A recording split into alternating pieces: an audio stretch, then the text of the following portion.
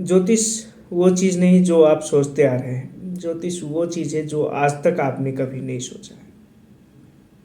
नमस्कार, मैं नीरज पंत, पशुपतिनाथ, काठमांडू, नेपाल से। ज्योतिष के क्षेत्र में बहुत सारा भ्रांति अभी के समय में फैला हुआ है। बहुत सारे लोग इसी चीज़ को धंधा बना करके बैठे हैं जो ज्योतिष शास्त्र के मूल मर्म को नाश कर रहे हैं। ज्योतिष शास्त्र का जो मूल मर्म है उसका नाश कर रहे हैं। तो इस ज्योतिष शास्त्र के लिए कुछ योगदान देना चाहिए। ज्योतिष क्षेत्र में कुछ अच्छा अध्ययन अनुसंधान होना चाहिए, सही अनुसंधान होना चाहिए। इसके लिए मैं कुछ अपने जो एक्सपीरियंस है इसमें, मतलब जो मैंने सीखा है वो मैं आप लोगों को बताने जा रहा हूँ या तो सिखाने जा रहा हूँ। ज्योतिष शास्त्र वो नहीं जो आप सोचते हैं। ज्योतिष शास्त्र जो वो है जो आप आज तक नहीं सोचे। ये चीज़ मैं आप लोगों को बताना चाह रहा हूँ, क्योंकि अभी के समय में ज्योतिष शास्त्र को हम क्या समझते हैं वो वास्तविकता नहीं है। हम क्या समझते हैं, किसी का भी पास्ट, प्रेजेंट और फ्यूचर, उसका पास्ट का कोई भी चीज़ है उसको जानना, और उसका अभी का प्रेजेंट का, वर्तमान का जो है वो जानना, और भविष्य का, फ्यूचर का, उसका क्या होगा, कैसा होगा, ये जानना ज्योतिष है। ऐसा हम सोचते हैं, पर ये नहीं है। ये भी होता है, पर ज्योतिष शास्त्र में ये जो पास्ट, प्रेजेंट, फ्यूचर जानना जो है वो एकदम सामान्य चीज़ है। इसमें कोई रॉकेट साइंस नहीं है, ये बहुत सामान्य चीज़ है ज्योतिष शास्त्र के अंदर। ज्योतिष शास्त्र बहुत बड़ा महासागर है।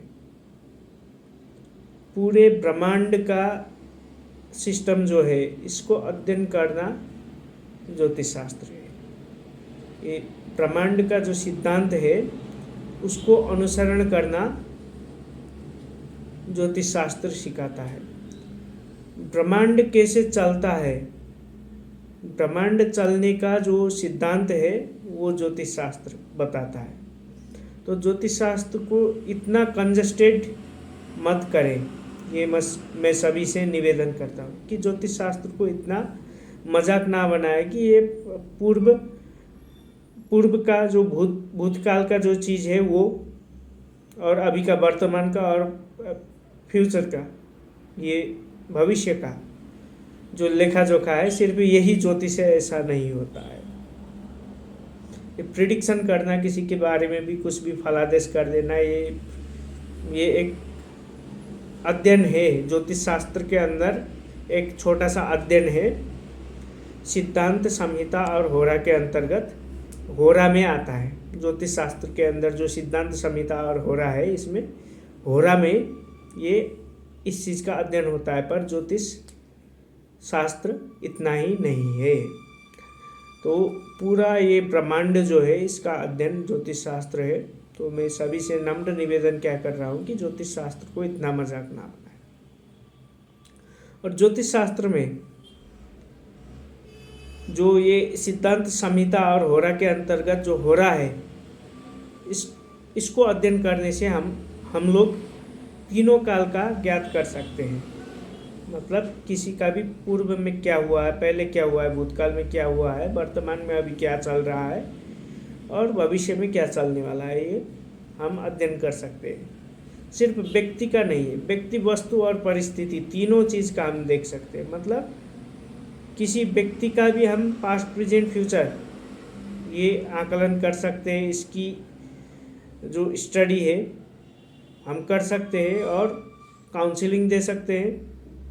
और किसी भी वस्तु का, वस्तु मतलब नॉन लिविंग कोई भी चीज़ है, उसका भी फ्यूचर देखा जा सकता है। जैसे कि कुंडली जो होता है, जन्म कुंडली, जैसे हमारा जन्म कुंडली होता है वैसे ही गृह कुंडली भी होता है। घर का निर्माण के समय में घर का भी कुंडली बनाने का विधान है।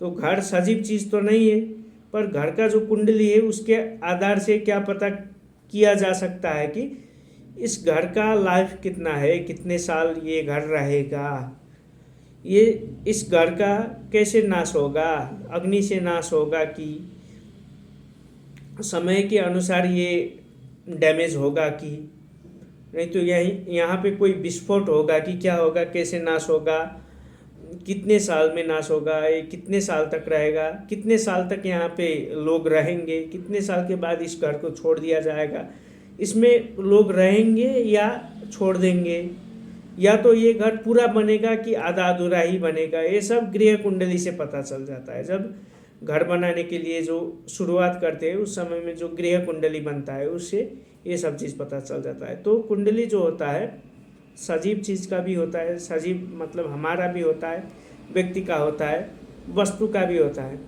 और परिस्थिति का भी होता है। जैसे कि परिस्थिति का मतलब कोई भी सिचुएशन का, कोई भी स्पेसिफिक सिचुएशन का, जैसे कि मान लीजिए किसी भी बच्चे का जब अक्षरारंभ हो, मतलब अक्षर आरंभ, जो सरस्वती पूजा, सरस्वती पूजन जो होता है उस समय में अक्षर आरंभ कराते हैं, मतलब पहला अक्षर बच्चों को लिखवाते हैं। उस समय में उस बच्चे को मतलब किस समय में, किस टाइमिंग में कराया, उस समय में ग्रह क्या चल रहे थे, उसकी अनुसार कोई कुंडली बनता है। तो उस कुंडली को देख करके, उस समय का ग्रह का आकलन करके हम ये बता सकते हैं कि उसका एजुकेशनल लाइफ कैसा होगा, जो एजुकेशन वो फ्यूचर में करेगा वो एजुकेशन कैसा होगा, वो हायर डिग्री ले पाएगा कि नहीं, उसका एजुकेशन पूरा हो पाएगा कि नहीं, ये सब अक्षर आरंभ का समय का जो कुंडली होता है बनता है उससे पता चल जाता है। तो ये व्यक्ति का मतलब हमारा कुंडली से हमारे बारे में कुछ भी पता किया जा सकता है। वस्तु का कुंडली मतलब कोई घर है, निर्जीव चीज़ है, तो उसका कुंडली से सब चीज़ आकलन कर सकते हैं। ऐसे ही परिस्थिति मतलब अक्षर आरंभ किया, वो एक परिस्थिति है, उसको देख करके उसका एजुकेशनल लाइफ कैसा होगा पूरा, ये सब देख सकते हैं। तो ज्योतिष शास्त्र बहुत एक गहरा शास्त्र है, मतलब इसमें जो सिद्धांत संहिता और होरा में जो होरा है मतलब जन्म कुंडली में भी व्यक्ति, वस्तु और परिस्थिति तीनों चीज़ का अध्ययन है। तो हम लोगों को अभी तक क्या पता है, बहुत सारे लोगों को अभी तक क्या पता है, सिर्फ व्यक्ति का कुंडली होता है। ऐसा नहीं है, ये गलत है। या तो बोल सकते हैं कि ये अर्ध सत्य चीज़ है, मतलब अर्ध सत्य है। तो मैं क्या कहना चाह रहा हूँ, सिर्फ कुंडली के विषय में ही हमारा कॉन्सेप्ट ऐसा है कि सिर्फ व्यक्ति का कुंडली होता है। तो मतलब आप लोग आकलन कर सकते हैं हम कितने पानी में है। तो ज्योतिष का जो प्रॉपर एनालिसिस है वो भी गलत है। मतलब जैसे कुंडली देखते हैं, बताते हैं धन योग, ऐसा ऐसा ग्रह का युति होगा तो वो धन योग बन जाएगा। जैसे कि बुध शुक्र का युति होगा तो वो भी धन योग बन जाएगा। शुक्र गुरु का जो योग बनेगा वो भी धन योग बन जाएगा। ऐसा बहुत सारे लोग बोलते हैं, पर ऐसा है नहीं। कुंडली में ये योग अच्छा, ये योग बुरा बताते हैं, पर ऐसा है नहीं वास्तव में। ये अर्ध सत्य है, ये जो कॉन्सेप्ट है ये अर्ध सत्य है। मतलब इसको टोटली गलत भी नहीं बोल सकते, पर अर्ध सत्य है। अभी के कालखंड में, कलयुग में वो चीज़ एप्लीकेबल नहीं होगा जो सत्य युग में एप्लीकेबल होता था। सत्य युग का और कलयुग का जो एनालिसिस है ये अलग होगा, क्योंकि ज्योतिष शास्त्र में बकायदा उल्लेखित है ये चीज़ कि कोई भी चीज़ का फलादेश, प्रिडिक्शन देश काल परिस्थिति के अनुसार करिएगा, ऐसा बताया गया है। तो कलयुग में इसका एनालिसिस भी अलग होता है। तो कलयुग में कोई भी ग्रह शुभ या कोई भी ग्रह अशुभ नहीं होता है। ये एक बहुत एकदम डीप चीज़ मैं आप लोगों को बता रहा हूँ। कोई भी ग्रह शुभ भी नहीं होता, कोई भी ग्रह अशुभ भी नहीं होता है। ग्रह न्यूट्रल रहते हैं। अभी मतलब ये अभी के कालखंड में कैसे स्टडी करेंगे उस चीज़ को मैं अभी बता रहा हूँ आप लोगों को। जैसे कि कोई भी बुरा से भी बुरा जो योग है, खराब से भी खराब योग है, वो भी शुभ फल देता है, और शुभ से भी शुभ योग जो है वो अशुभ फल भी देता है। मतलब रिसर्च ऐसा बताता है, आप लोग रिसर्च करके देखिएगा, कोई भी योग जो हम पढ़ेंगे वो चीज़ आप रिसर्च करके देखेंगे तो आप रियलिटी में उस चीज़ को पाएंगे। जैसे कि मान लीजिए गजकेसरी योग को बहुत अच्छा बोलते हैं, चंद्रमा और बृहस्पति, ये बहुत बढ़िया योग है बोलते हैं। पर गजकेसरी योग जितने भी कुंडली में है, आप लोग देखिए उन लोगों को जब उस ग्रह का दशा चलेगा उस समय में अपमानित होना पड़ेगा, निंदित होना पड़ेगा, कुछ ना कुछ आरोप उन लोगों को लग जाएगा। और देख लीजिए गुरु चांडाल, गुरु और राहु, बृहस्पति और राहु, ये गुरु चांडाल योग होता है, इसको खराब बोलते हैं।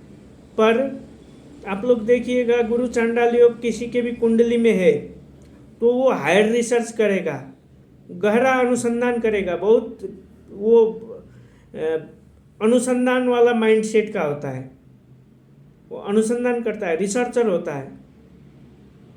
तो मतलब मैं क्या बताने चाह रहा हूँ कि कोई भी ग्रह, किसी भी युति, किसी भी कॉम्बिनेशन के पास कुछ ना कुछ सही और कुछ ना कुछ गलत, ये दोनों रिजल्ट है। मतलब कुछ ना कुछ अच्छा रिजल्ट, कुछ ना कुछ खराब रिजल्ट प्रत्येक ग्रह के साथ है। प्रत्येक ग्रह, प्रत्येक राशि, प्रत्येक नक्षत्र, हर एक चीज के पास कुछ ना कुछ शुभ और कुछ ना कुछ अशुभ है। तो ज्योतिष शास्त्र क्या है? कर्मों की अलाइनमेंट है। जो कर्म है उसको अलाइनमेंट अगर आप करेंगे तो वो आपको अच्छा रिजल्ट देगा। अगर कोई भी ग्रह है, कोई भी कर्म है, उसको आप अच्छे से अलाइन नहीं करेंगे तो खराब परिणाम देगा।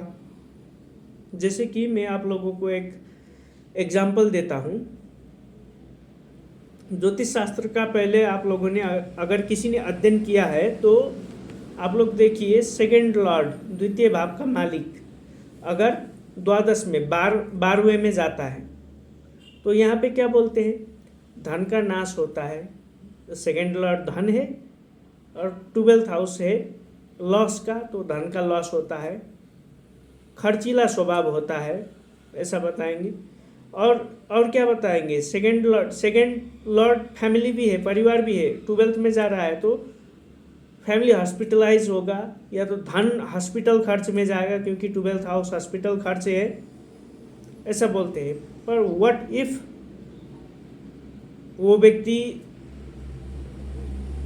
किसी भी चीज़ में इन्वेस्टमेंट कर रहा हो, मतलब इन्वेस्टमेंट मेंटालिटी का हो, तो क्या होगा?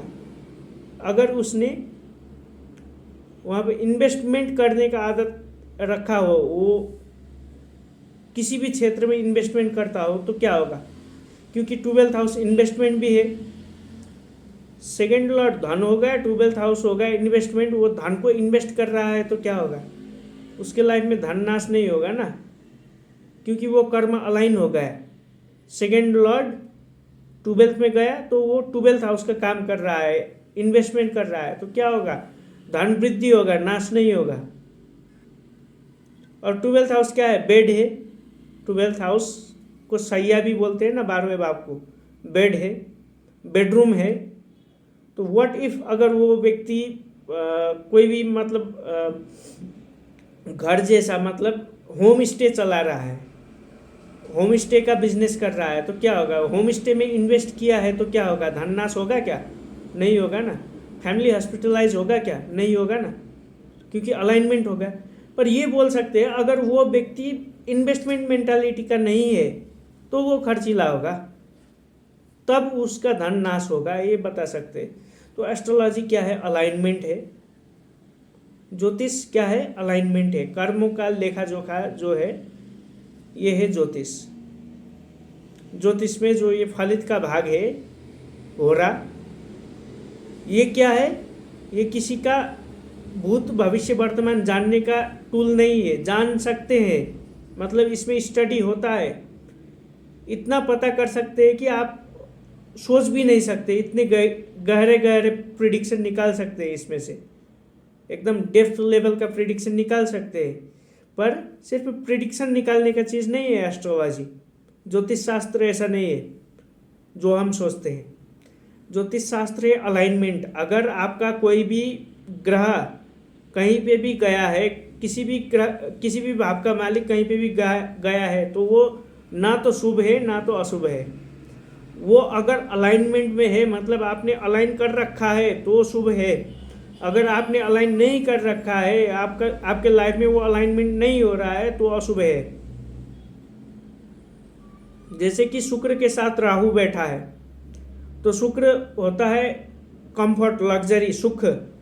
शुक्र होता है सुख, और उसके साथ राहु बैठ गया पाप ग्रह, तो क्या बोलते हैं बहुत सारे लोग, क्या बोलेंगे, सुख का जो ग्रह है उसमें राहु बैठ गया है तो सुख खराब हो जाएगा, सुख नहीं मिलेगा, ऐसा बताते हैं।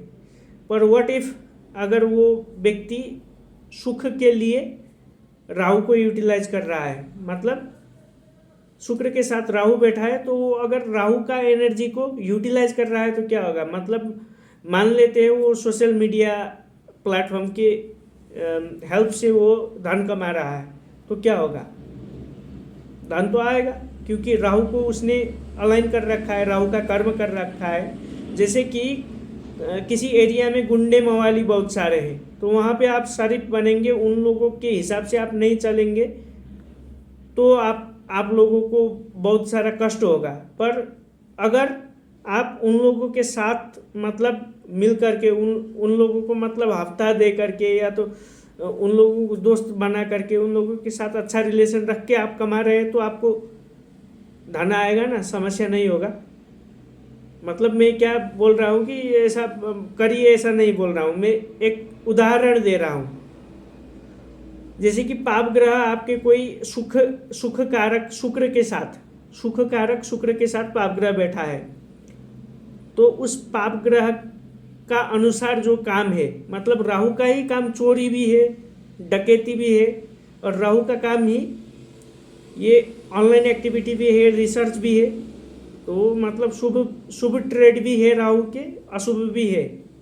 तो वो शुभ को उठा लीजिए ना, राहु का जो शुभ ट्रेड है, राहु का जो शुभ प्रोफेशन है, वो आप उठाएंगे तो धन आपके पास आएगा, क्योंकि शुक्र है सुख और राहु है ऑनलाइन एक्टिविटी, तो ऑनलाइन एक्टिविटी के थ्रू आप धन कमाएंगे। ये हो गया अलाइनमेंट। अगर ये नहीं कर रहे हैं, अगर राहु को यूटिलाइज नहीं कर रहे हैं, तो आपको धन नहीं आएगा, सुख नहीं मिलेगा, लग्जरी नहीं मिलेगा, कंफर्ट नहीं मिलेगा। तो एस्ट्रोलॉजी क्या है, अलाइनमेंट है। हर डायमेंशन में, हर एक डायमेंशन में आपको अलाइन करना होता है। अगर अलाइनमेंट मिल जाएगा तो आपका लाइफ अच्छा हो जाएगा, बढ़िया हो जाएगा। अगर अलाइनमेंट नहीं मिल रहा है तो समस्या होगा। तो ज्योतिष शास्त्र ये है, ऐसा नहीं है कि कोई भी आपका अशुभ योग बन रहा है, बृहस्पति और राहु बन रहा है, जैसे कि गुरु चंडाल बन गया, तो इसमें बहुत खराब होगा, ऐसा नहीं है। जैसे कि बृहस्पति है सेल्फ, व्यक्ति, और राहु है क्या, रिसर्चर। तो व्यक्ति अगर रिसर्चर बनेगा तो क्या होगा, उसको ग्रोथ होगा, मतलब वो ग्रो कर पाएगा अपने लाइफ में, प्रोफेशनल लाइफ में। और क्या, राहु क्या है, राहु परछाई है, छाया है, राहु मिरर है। राहु जिस ग्रह के साथ बैठता है उसका क्वालिटी जो है उसको बढ़ा देता है, क्योंकि राहु क्या है, बहुरूपिया है, जहाँ पे बैठा वैसा ही हो जाता है। जैसे कि राहु है ट्रांसपेरेंट ग्लास, एग्जाम्पल के लिए ले लीजिए, राहु है ट्रांसपेरेंट ग्लास, तो उसमें किसी भी कलर का लिक्विड डाल दो, वही कलर दिखा देता है ना वो ट्रांसपेरेंट ग्लास। तो राहु ऐसा है। अब राहु बैठ गया बृहस्पति के साथ, तो राहु कैसा बर्ताव करेगा, बृहस्पति वाला बर्ताव करेगा।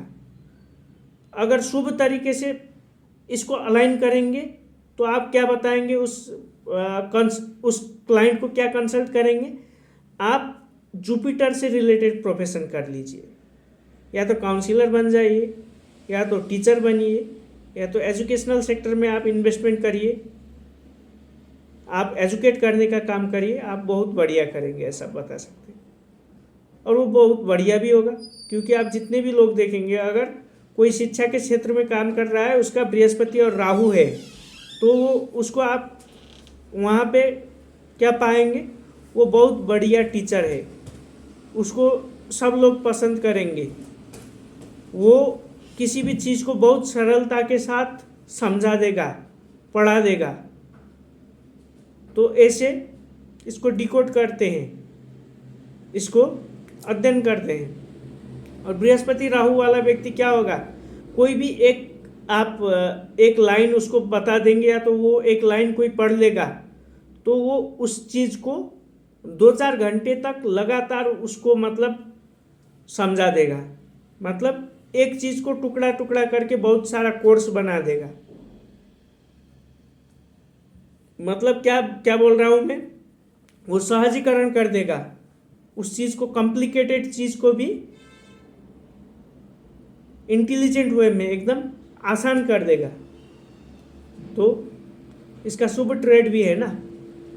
तो ग्रह क्या है, एनर्जी है। ग्रह जो है ये एनर्जी है और हमको क्या करना है, एनर्जी का यूटिलाइजेशन करना है। अगर आप उस एनर्जी को यूटिलाइज करेंगे तो वो आपको ग्रोथ देगा, अगर उसको यूटिलाइज नहीं करेंगे, उसके विपरीत चलने लग जाएंगे तो वो नुकसान करेगा। तो ऐसे आप लोगों को समझना चाहिए। अभी के लिए इतना ही करते हैं। अभी ये मैं एकदम रॉ तरीके से वीडियो बना रहा हूँ क्योंकि मेरे पास कोई भी मतलब ये इक्विपमेंट नहीं है, कोई भी कैमरा वगैरह ये चीज़ नहीं है। मैं सिर्फ कोशिश क्या कर रहा हूँ कि आप लोगों को सही नॉलेज मिल जाए, सही शिक्षा मिले, ज्योतिष के विषय में आप लोगों को सही ज्ञान मिले। तो इसीलिए मैं कुछ कोशिश कर रहा हूँ। मुझे इतना जानकारी नहीं है कि इसको कैसे मतलब सोशल मीडिया के थ्रू आप लोगों को दिया जाए, मुझे पता नहीं है। जितना मुझको आता है मतलब रिकॉर्डिंग करना, मोबाइल से रिकॉर्डिंग कर रहा हूँ, यूट्यूब में अपलोड कर रहा हूँ। अभी ये आप लोग देखेंगे, समझेंगे, नहीं समझेंगे, या तो इसमें व्यूज आएगा नहीं आएगा, इस चीज़ का मुझे परवाह नहीं है क्योंकि मुझे जानकारी भी नहीं है इस चीज़ का बहुत ज़्यादा। सिर्फ मेरा कर्म क्या है, मेरा कर्म है इस चीज़ को देना, ताकि आप लोग इस चीज़ को अच्छे से और लोगों को समझा सके। और ये हमारा लास्ट साइंस है, गुप्त विद्या है, अभी ये ख़त्म होने की अवस्था में है। तो इस चीज़ को अच्छे से समझा सके और इस चीज़ को बचा सके, इसीलिए मैं ये आप लोगों को कुछ ना कुछ अपलोड कर दे रहा हूँ। अभी से ही शुरू किया है, आज से ही शुरू किया है इसको अपलोड करना। तो आप लोग इस चीज़ को समझने की कोशिश करिएगा। अब मैं विविध टॉपिक पे मतलब अलग अलग किस्म के टॉपिक पे मैं कुछ ना कुछ, सर ये कैमरा थोड़ा गिर गया, कुछ ना कुछ आप लोगों को जानकारी दूंगा। हो सके तो रोज़, नहीं तो हफ्ते में 2-3 बार मैं कुछ ना कुछ रिकॉर्ड करके डाल दूंगा कि अभी के समय में कैसे एक्सप्लेन कर रहे हैं बहुत सारे लोग और वास्तविकता क्या है, रिसर्च में क्या मिलता है। जो चीज़ सही बैठता है उस चीज़ को लीजिए, जो चीज़ रियलिटी में काम करता है उस चीज़ को लीजिए, जो चीज़ काम नहीं करता है उसमें रिसर्च करिए कि वो सही है या गलत है। और जो चीज़ आपको अच्छा लगे, जो चीज़ आपको काम का लगे उस चीज़ को ले लीजिए, जो ज्ञान आपको काम का लगे वो चीज़ ले लीजिए और उसको बांटिए, बहुत सारा बांटिए, ताकि हमारा धर्म जो है रक्षा हो सके, धर्म का रक्षा हो सके। हमारे जो विद्या है ऋषि मुनियों ने हमें दिया है उसको अच्छे से डिकोड कर सके, उसको अच्छे से सुरक्षित कर सके।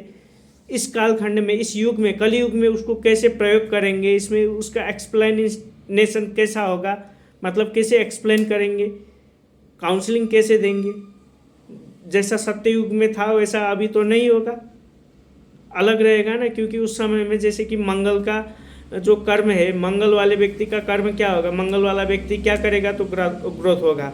मंगल डोमिनेंट व्यक्ति कृषि करेगा तो ग्रोथ करेगा, या तो पहलवानी करेगा तो ग्रोथ करेगा। अभी के समय में मंगल रिलेटेड बहुत सारा प्रोफेशन है ना, तो अभी के समय में कैसे यूज़ करना है ग्रह को, वो मैं आप लोगों को कुछ ना कुछ समझाने की कोशिश करूँगा। तो आज के लिए इतना ही करते हैं। नमस्कार, जय श्री पशुपतिनाथ।